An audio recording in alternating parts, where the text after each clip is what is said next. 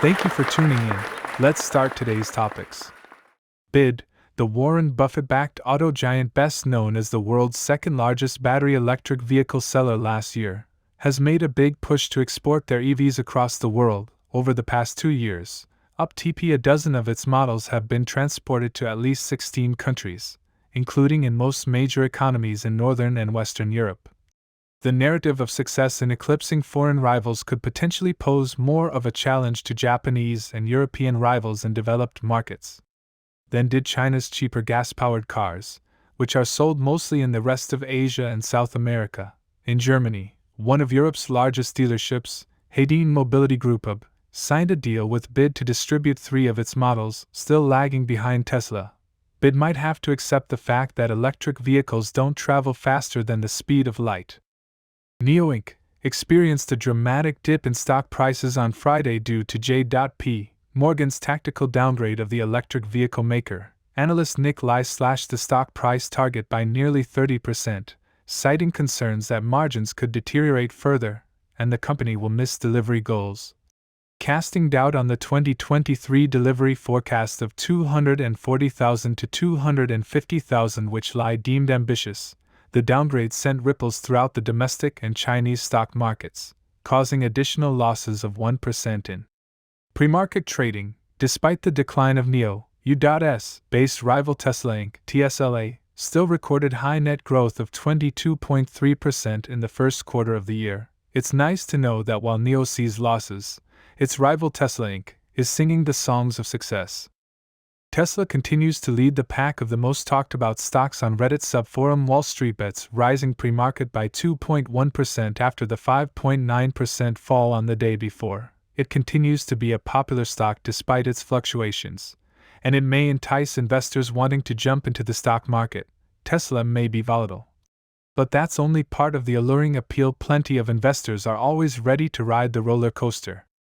C3.ai has been on the rise for the past day and a half following news of its narrow losses in the third quarter and above projection for revenue. It is an emerging technology company and the product of cutting-edge software and cloud computing. Despite being in the infancy of its growth, C3.ai is already making stock market watchers sit up and take notice of its potential.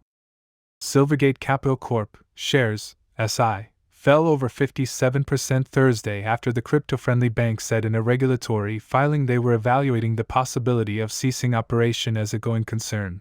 With the inconsistent regulation of the cryptocurrency industry, it looks like the only things going might be customers' funds to other banks with better security.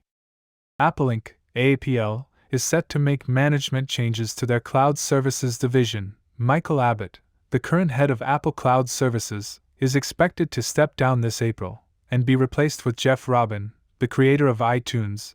The announcement of these changes comes at a time when both Apple's and the Dow Jones Industrial Averages, S&P 500 and Nasdaq Composite Indexes stocks have seen slight gains. Seems like every cloud has a silver lining. Reid Hoffman, the tech luminary, Microsoft Corp., MSFT, board member, LinkedIn co-founder, and longtime investor in Openai, recently announced he is leaving the artificial intelligence, AI, company's board to avoid conflicts of interest. In a blog post, Hoffman noted his venture capital firm, Greylock, is funding companies that are paying for OpenAI-created tools, such as Tome. Moreover, Hoffman was a co-founder of Inflection AI, one of the highest-profile startups in the space. Hoffman's departure highlights the intense competition that exists in the AI space, as an increasing number of companies compete to reshape content production and entire industries through AI. Nonetheless, Hoffman remains an ally of OpenAI and looks forward to collaboration in the future. It looks like OpenAI's AI-generated presentation generator Tome was so good at its job, it scared away its biggest advocate. Government authorities in the US have advanced a piece of legislation which would give Joe Biden the power to completely ban TikTok if needed due to security concerns surrounding its Chinese parent company, ByteDance, and how it uses user data.